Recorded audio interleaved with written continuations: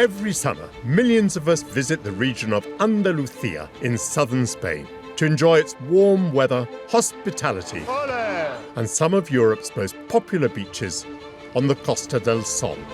Hola! Que lo pasen bien! Being half Spanish, I've always felt a deep connection to this country. Hello, Michael. Encantada. Encantado.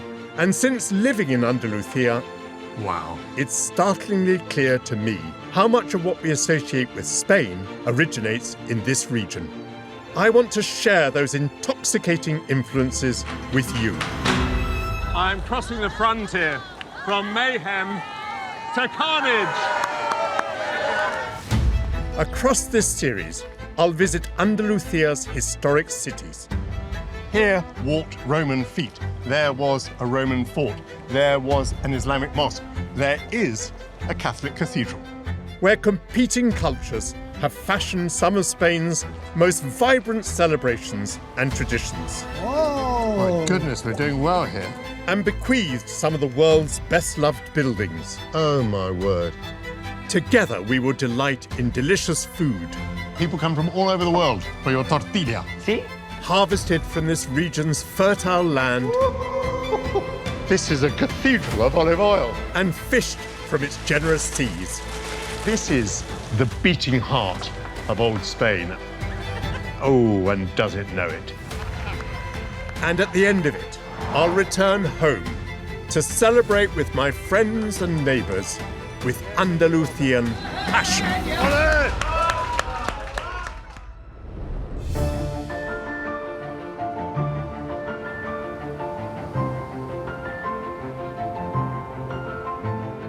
Today, join me as I show you a city full of my boyhood memories. Millions use the city's airport, but never glimpse Malaga's Islamic fortress and wonky cathedral, of which I'm so fond. The city of Malaga, which I have enjoyed since childhood. I would recommend it in particular as a city of fun, with lots of new restaurants and museums. Malaga Airport is one of the busiest in Spain, with nearly 20 million passengers, mainly tourists, and they turn west out of the airport towards the Costa del Sol, Marbella and Torremolinos. But I have turned east. Most arrive here for the beaches. But come with me on a dizzying spin around Malaga. Andalusia's second largest city displays layers of history, brick upon brick, faith upon faith, culture upon culture, fused with the fiery passion for which Andalusia is known. Over the next few days, I'll reel to the intoxicating rhythms of the Feria de Malaga, one of Andalusia's biggest street parties. Before travelling inland to the breathtaking town of Ronda, where I'll sample exotic delicacies. It's an explosion of flavour. And I'll go hand to hand with the venerated holy relic. He got a knife to cut the left hand. He said he didn't have to push. The knife just went through.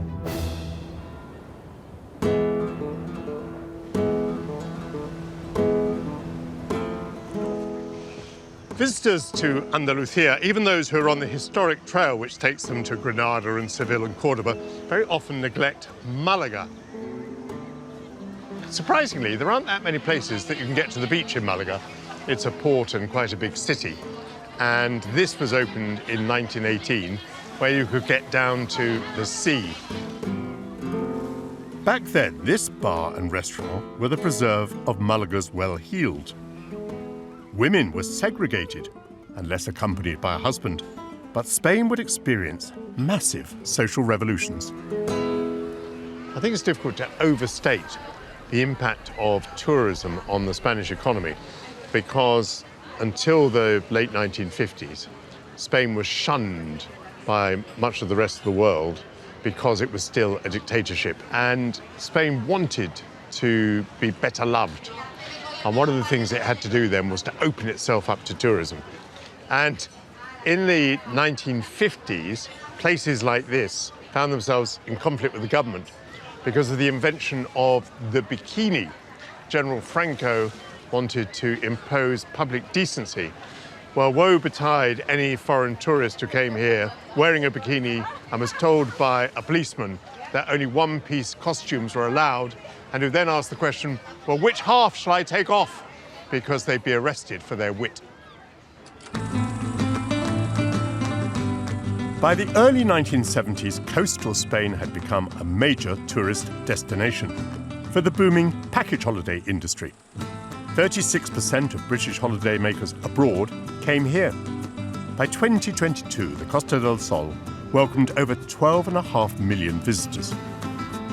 Despite the heat, come in August for the Feria de Malaga. This 532-year-old, week-long street party attracts over 1 million people from all of Spain.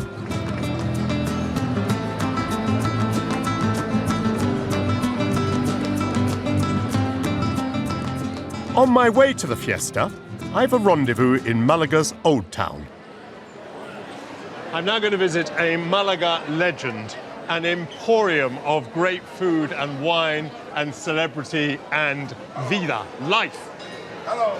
El Pimpi is a labyrinth of different courtyards and rooms and gardens and spaces, and I'm going to go exploring. Ooh, hola!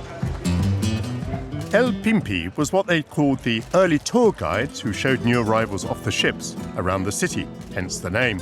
El Pimpi became the meeting place for the powerful and famous of Malaga. Elena. Hola, Michael. Qué ilusión. Encantada. Encantado. Encantada. Elena is now managing director. She took on the business from her father, who'd opened it in 1971 in some former stables. So El Pimpi is absolutely intimately connected with the annual feria. Elena, I believe that during the feria, people go from one bar, one restaurant to another, and that El Pimpi is an obligatory stop on the journey. Sí, antiguamente la feria estaba aquí en el centro nada más, entonces paradita en el Pimpi del centro y después nos vamos al Real a seguir la fiesta. The popularity of this city institution attracted one of Malaga's favourite sons as an investor, actor Antonio Banderas. Yo todavía me asombro cada vez que lo veo y me dice, ¿todo bien, Elena? Bien, Antonio. Yo todavía me da como cosquillilla en la barriga, mira que lo conozco hace tiempo. Sí, pero es muy humano, es muy de verdad. Lo mismo le pasa a él cuando te ve. Ah, ¿tú crees? Yo he experimentado la feria en Sevilla y creo que allí es más formal, más seria, ¿no? There the men go in shirt and jacket and tie, and even in sort of 44 degrees of heat, we would not take off our jackets and our ties. But I think it's less formal here in Malaga. Aquí la feria es como nosotros, es mucho más cosmopolita, mucho más abierta, mucho más, ¿no?, distendida, sí. How do you choose your dresses for the feria? My dress is so old. So old? It is so traditional design. Your shawl is so beautiful. It's hand-embroidered. It's more than 100 years, so they are so old. Qué bien lo he pasado aquí. Un placer, Michael. El placer, el privilegio ha sido mío. Before I joined the feria, Elena honours me with an invitation to join Malaga's finest by leaving my signature on one of El Pimpi's sherry casks. Muy bien. Muchísimas gracias. Muchas gracias, amigo. On the streets, the party is in full swing. Maybe Elena's sense of style rubs off on me a bit. ¿Me podría colocar una flor en el sombrero, por favor?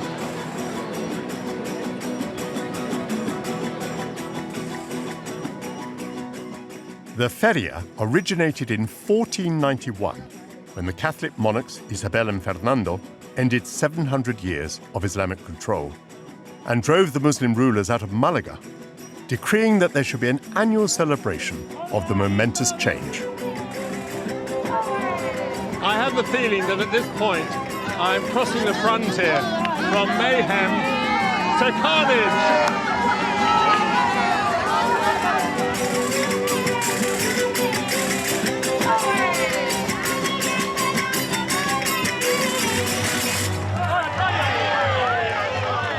Very funny thing has happened.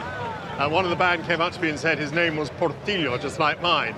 And then another one came up and said he was Portillo. And then a third one came up and said Portillo. Half the band, and they're related, have my surname. They're playing a variety of music called verdiales.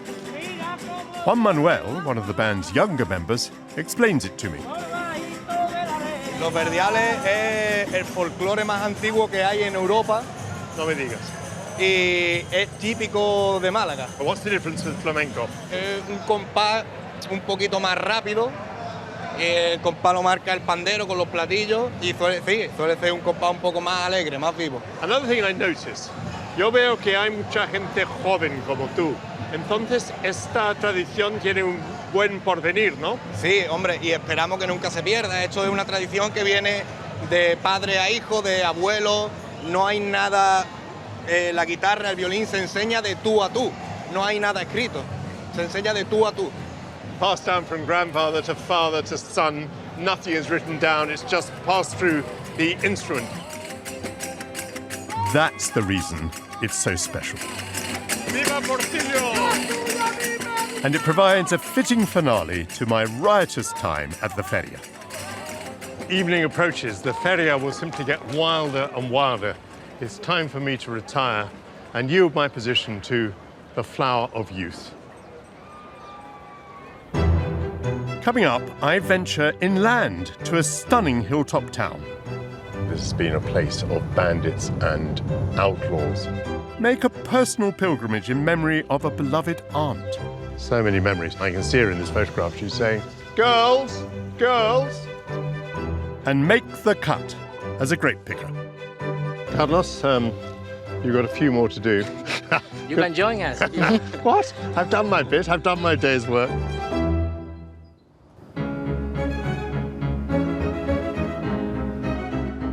On this journey, it's my pleasure to show you my favorite places in the southern Spanish region of Andalusia. I'm in Malaga, capital of the Costa del Sol, and a city I've known since childhood. Malaga, for me, has never been a seaside town. When I first came here, I stayed with family, and I was taken to villages and to mountains in the area, not to the seaside. As a boy, I already loved the Muslim fortress dating back to the 8th century. I would gaze down upon the bull ring that seats 10,000 people, built in 1874, and on an endearingly lopsided cathedral. Our Lady of the Incarnation is the official title of Malaga's cathedral.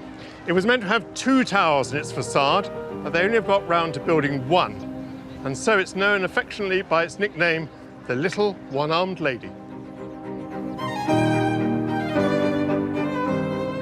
My family on my father's side is Spanish. Luis was the eldest of 10 children, which was not so unusual then in Spain. He loved his country, but in fear of his life, he fled to England in 1939, where he met my mother Cora, after the government that he supported was defeated in the Spanish Civil War by the forces of General Franco. He left behind his parents and the 8 siblings who'd survived the conflict. Ana Maria, one of his much younger sisters, settled in Malaga. She was a nun and my godmother, but I didn't meet her until I was 12 years old. And by then, she was behind these walls, teaching in a Jesuit girls' school. And when I met her, I loved her. She was very affectionate. And although she wore a wimple so that her ears and neck and hair were all covered, she wasn't very nun-like, if you know what I mean. She was kind of very good fun. And just walking down this street brings back many happy memories of my Spain in the 1960s. I haven't been here for more than 50 years, but it's much as I remember it from my first meeting with Ana Maria in 1965. The entranceway is absolutely unchanged, And these letters tell us that the nuns are daughters, hijas de Jesús, of Jesus. Ana Maria played an important part in my early life. She also helped to shape those of many girls of the time, because as well as being a convent, this was a school that taught some of the less privileged girls of Malaga. Hola, Michael. Encantado. ¿Le importa si le Y yo abrazo? también. No, nada. Y me hablas de tú. Pilar was one of my aunt's pupils in the 1950s. En principio quiero decirte que la relación que yo tenía con tu tía Ana María era como más cercana porque sabía que teníamos unos vínculos. After so many decades, this surprise meeting with Pilar takes me back to those childhood visits. And, that's not surprisingly, very moving. Y por eso yo he sabido siempre cosas tuyas, de tu padre, de tu madre Cora. She's saying that although my aunt Ana Maria was very friendly to all the girls, she spoke very discreetly about my father, because my father, of course, was a Republican, so it was dangerous to talk too much about him, with great respect about my mother, and with great affection about her nephew. That's me. Ana Maria took her vows in 1951 and taught schoolgirls here for 20 years. Pilar, lots of memories here. We used to walk along here a great deal. Pero yo pensaba que esto te tenía que resultar a ti muy conocido, muy entrañable y emotivo. El niño rubio, que decía mi hermana, un niño muy rubio al que no le podía dar el sol. I used to hide from the sun in those days. I got a bit more used to it. Ana Maria had a huge influence on me as a child. And Pilar has another surprise for me. Es ella, en la puerta de la catedral. Y aquí yo la oigo diciendo, chicas, chicas. Because she was the prefect, she had to give orders, and I can see her in this photograph. She's saying, girls, girls. This is Ana Maria, and this is a Christmas party. Doesn't look much fun to me, but nonetheless, Christmas party, lovely. Bueno, qué ilusión, Pilar. Qué ilusión. Yo encantada de haber podido compartir esto contigo. Gracias. Sinceramente.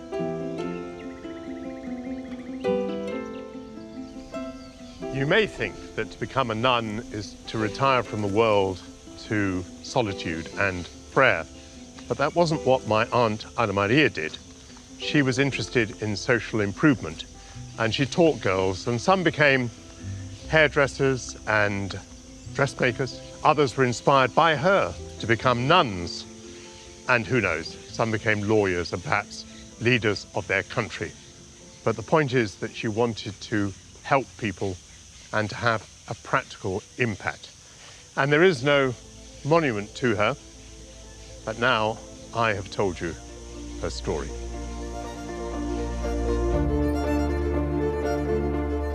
We could easily linger in the city, but I prefer to whisk you 40 miles northwest to the stunning hinterland of the Serranía de Ronda, which in the early 19th century was a destination for romantic travellers like Benjamin Disraeli, and for artistic giants of the 20th century like Ernest Hemingway and Orson Welles.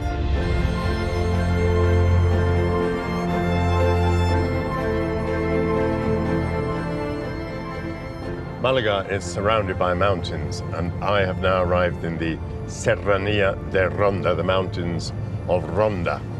They're jagged, stark, rocky mountains, and the landscape is very dramatic. Gorges, waterfalls, and caves.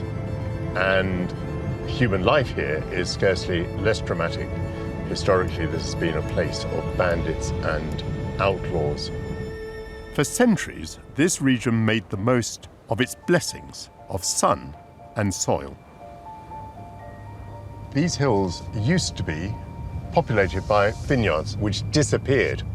And today, people are trying to replant them to rediscover something that they regard as authentic to the region. I'm visiting one of these new vineyards on one of the most important days of the year. Anna, how lovely to see you. I'm Michael. Nice to meet you. Hello, Jorge. Jorge, nice to meet you, Michael. What a beautiful place. Yes. Yes. And so historically, did there used to be vineyards here? For sure, we know that in Roman times, part of this land were used as a vineyard. Wine continued to be produced here until the late 19th century, when a plague of aphids destroyed a third of Spain's wine industry, including these vineyards. 20 years ago, Ana and Jorge began recultivating the vines, and today they're harvesting a Spanish iconic grape type, Garnacha. Hello, Carlos. Hello, how you doing? How are the grapes looking to you? Yeah, this year are looking great. For me, the most rewarding time of the year is the harvest. But a nervous time too, because... Yeah, we do measures all days of the quantity of sugar, acidity. I'm surprised. It's quite a small grape, isn't it, Carlos? Yeah, this is Garnacha, a variety, one of the most widely spread varieties around the world. Lovely colour, though. Yeah. Beautiful. It's very sweet. And beyond the skin, it's very soft.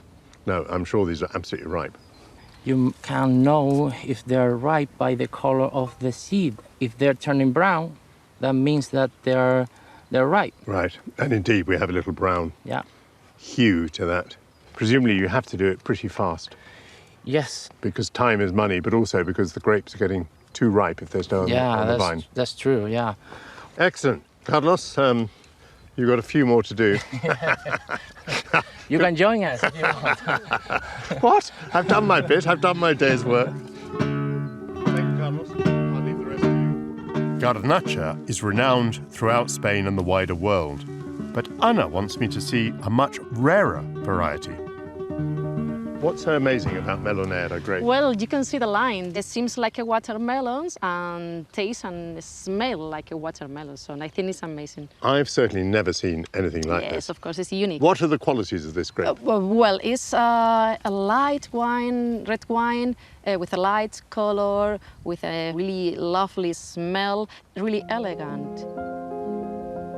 This enigmatic variety of red grape was thought to be extinct, wiped out by the aphid plague almost 150 years ago. Fortuitously, after some keen detective work by Ana, the team here discovered a surviving vine in the wild and was able to reintroduce it. And Ana and Jorge have a gift for me. Here I have a special wine, that is, the name is just Solo, and it's really, really special because it's the first vintage that we have a 100% of Melonera inside the bottle. How fantastic. Thank you very much indeed. I look forward to being amongst the first in 150 years to try a wine made from this unique grape type. Before my day draws to a close, I have a dramatic few miles to drive to my final destination, the spectacular town of Ronda, one of the most stunning in Andalusia and all of Spain. It's rich in history, deeply connected to the land, perched precariously on the edge of El Tajo Gorge. The town of Ronda has an unforgettable setting on a very deep chasm. The two halves of the town are joined across this gorge by beautiful bridges. The extraordinary townscape and landscape has attracted artists, novelists, and movie stars. Well, extraordinarily, one of these ancient bridges is in use for traffic today. So we begin to cross this amazing gorge which plunges beneath me.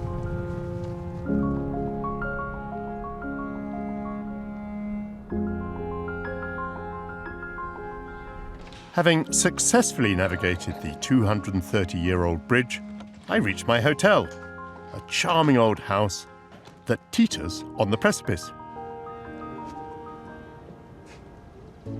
And the view, the most gorgeous I've ever seen. I can't think of a better place to crack open that very special bottle. I'm one of the first members of the public to taste it with the Melonera grape in more than 100 years.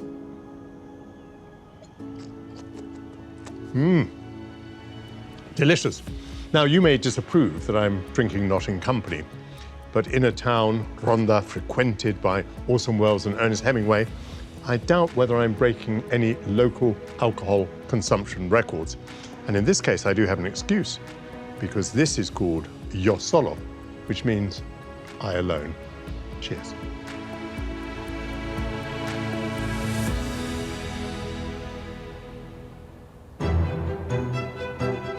Coming up, I visit the oldest bull ring in Spain. As you can see, it fits 7,000 people, so it's almost the entire population of the city at the time. And I join hands with a saintly relic. So, awful question. Is it genuinely the hand of Santa Teresa? It is.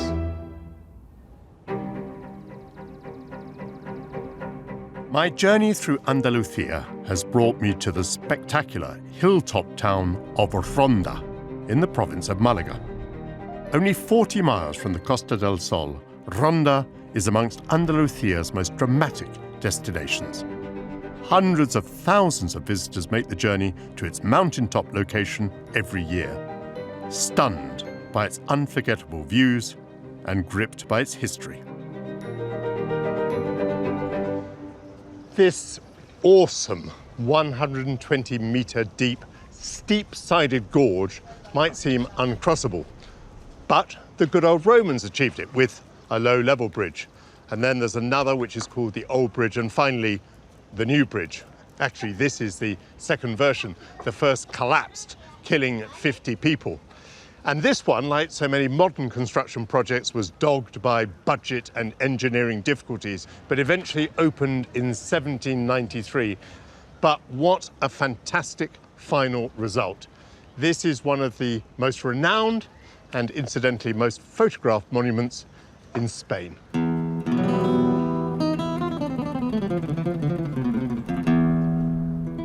Across the bridge is an important building, the first of its kind to have been built in modern Spain. Here, our tour will enter controversy. But if we are to understand the soul of southern Spain, please stick with me. This first bull ring plays an important part in the history of Andalusia and in its culture. I've often puzzled that my father, who was a pacifist during the Civil War and a great believer in life, who wouldn't allow us to kill a fly, nonetheless in his poems celebrated bullfighting, the mortal ballet between man and bull. And I think in part it reflects a culture in which courage and masculinity are celebrated as virtues, and which does not shy away from death. To understand why these characteristics are so deeply rooted here, I'm meeting Gaspar, the Vice President of the Maestranza, an historic institution of ancient knights that built this bull ring and cares for it today. Gaspar, the architecture is stunning. The bull ring was built in 1785. It's got 2 stories, as you can see. It fits 7,000 people, so it's almost the entire population of the city at the time.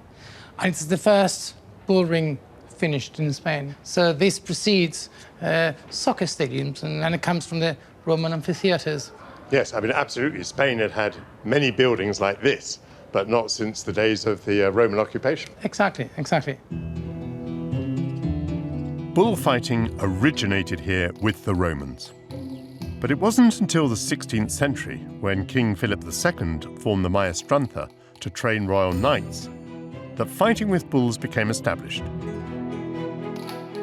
Long before it became a public spectacle, bullfighting on horseback was an integral part of training the cavalry.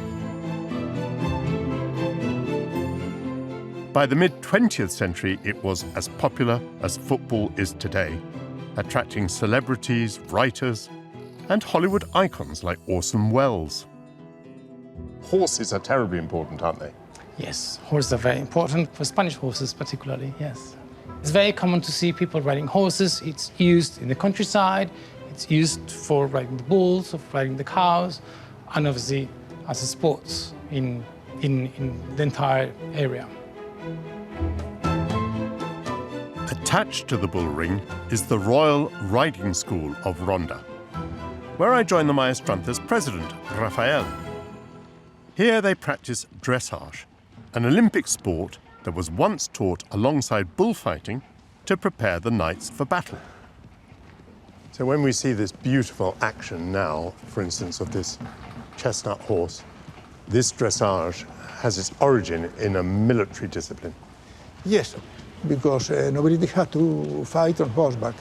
And so from the end of the Middle Ages, riding on horseback was most important, principally for military reasons. But also it became an exhibition. The training that was used to keep a horse steady on the battlefield has evolved into one of the Olympics' most popular sports. And the Maestranza has moved with the times.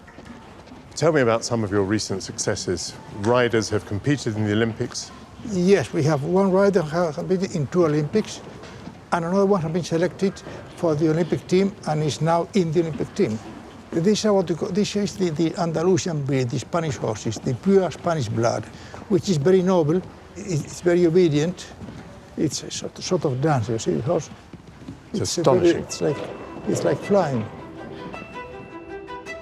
Ronda is a town where beauty and brutality have often appeared side by side. The 120-metre deep El Tajo Gorge that runs through the centre of the town is a stunning natural phenomenon. But it was the scene of appalling crimes during Spain's 20th century past. The American writer Ernest Hemingway travelled extensively in Spain and was very fond of Ronda. In his novel set in the Spanish Civil War, For Whom the Bell Tolls, he tells of victims of the conflict being hurled into a chasm to their deaths. Unfortunately, this mirrored reality.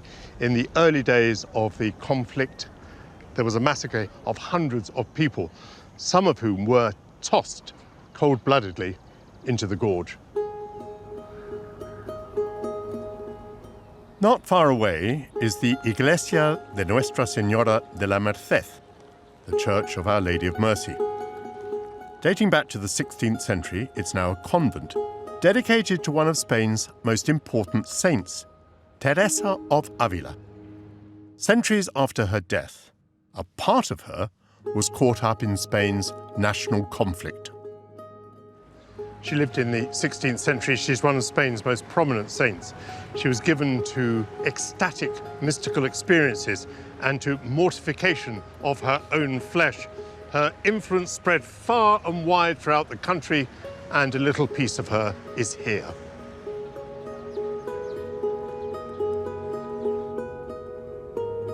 Sister Maria Jennifer is the Mother Superior, having joined the convent 38 years ago. She's the custodian of one of the Catholic Church's most important relics. Yes, look at that. Oh my goodness. This bejeweled gauntlet holds the 441-year-old left hand of St. Teresa. Even today, women come to kiss the hand in the belief that it will grant them fertility and good health. Am I allowed to hold it? Yeah, hold it, hold it. Be careful. I can't believe I'm allowed to do that. Thank you so much. So, awful question. Is it genuinely the hand of Santa Teresa? It is, because it's very well documented. Teresa died in 1582, very stunningly. In those days, if somebody had looked like to be a saint, they could take a bit of the body. So the provincial, Father Gracian, said he got a knife to cut the left hand without the nuns knowing. He said he didn't have to push. The knife just went through. He got it. They buried her. Nobody knew that her left hand was missing. Nuns dutifully kept the hands safe until the Spanish Civil War. Nationalists, led by General Franco, attempted a coup to overturn the Spanish Republic, leading to a bloody 3-year civil war that cost 500,000 lives. At its end, Franco became dictator and ruled for 36 years. Ronda witnessed much fighting during the conflict. during which Republican soldiers, who knew about St. Teresa's hand, turned up at the door of the convent. He said, "We know you've got a hand. You give it to us, or both this community and the other community, we throw them por el Tajo." Into the gorge. Yeah. So she gave it. The relic was found amongst the possessions of a Republican prisoner, and General Franco demanded that it be sent to him, despite the nuns' protestations. "Please, bring it back." Yeah, when the war finished, please send it back. And his secretary used to say, "Let him keep it until he's no longer, head of state." So they had to keep on allowing him to have it. The sisters were in for a very long wait, though. Legend has it that Franco slept with the hand beside his bedside, believing that it brought him good luck. It wasn't until he died in 1975 that it was returned. The hand came home, right? And the bishop handed it to the same prioress who had given it up. This was the same Mother Superior who had given it up. Yes, 40 years without it. And she was going to receive it again. Yes. What an amazing resolution. What a fantastic vindication. I mean, that is redemption, is it not? It is. It is. Amazing. Such remarkable stories add to the mystique of this region and help to explain why I am enraptured by it. My final meeting is with someone who, like me, felt himself drawn to Andalusia. Chef Benito Gomez is from Barcelona. After falling in love with the produce of Ronda, which he claims is the best in Spain, he relocated here 9 years ago. In that time, he's earned 2 Michelin stars with his restaurant Bardal. Before we go to lunch, he wants me to meet one of his suppliers. Hola, Juan Carlos. ¿Qué tal? ¿Cómo estamos, Benito? Hola, Juan Carlos. Soy Michael. Encantado. Aquí tenéis la compra ya preparadita.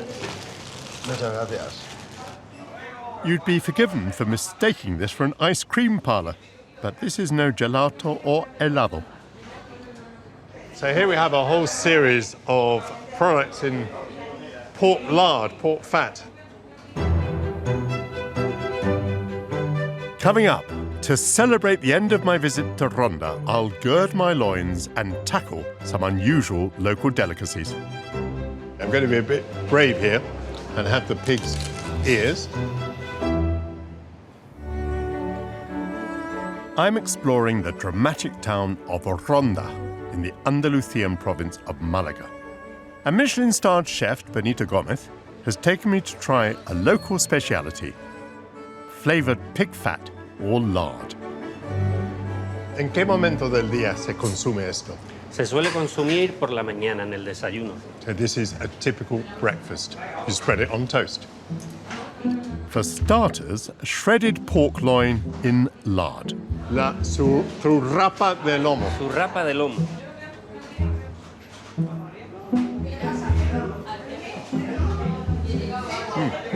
It's quite nice. It's quite greasy. It's like a terrine. It's quite stringy.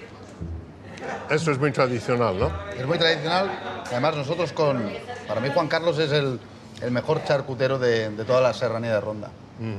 Next, what looks like chocolate chip. Pig's liver, which has been ground up. Obviously, it's been cooked. It's been ground up with the lard. Another spread for breakfast. And finally, chorizo, spicy sausage, again in the pork fat or pork lard.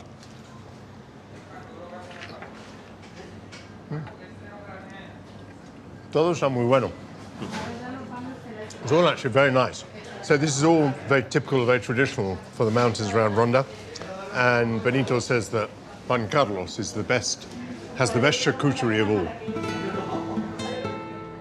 Juan Carlos's butcher's shop is a celebration of all things porcine, and Spain's affection for pig meat is legendary.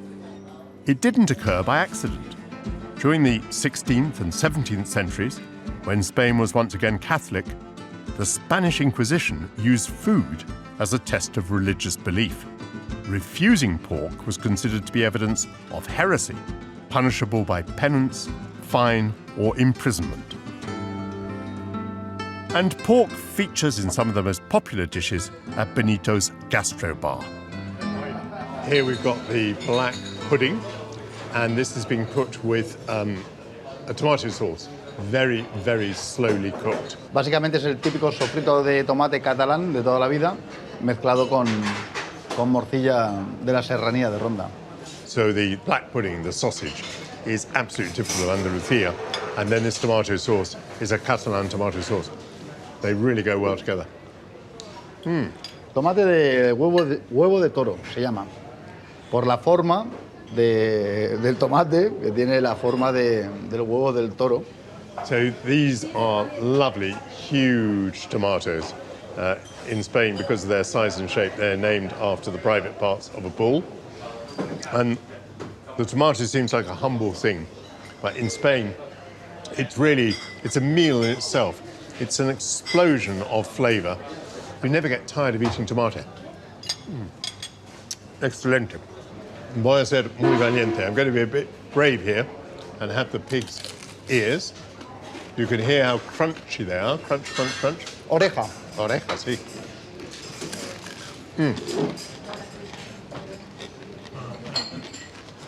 It's a bit like a pork scratching. It's very flavoursome. And it has this lovely tangy sauce to go with it. Bueno, Ronda tiene, sobre todo, mira, a nivel gastronómico me parece un sitio realmente maravilloso. Si lo ven, tenemos el mar al lado, tenemos huerta, tenemos olivos, agricultura, ganadería. Bueno, es un paraíso para un cocinero.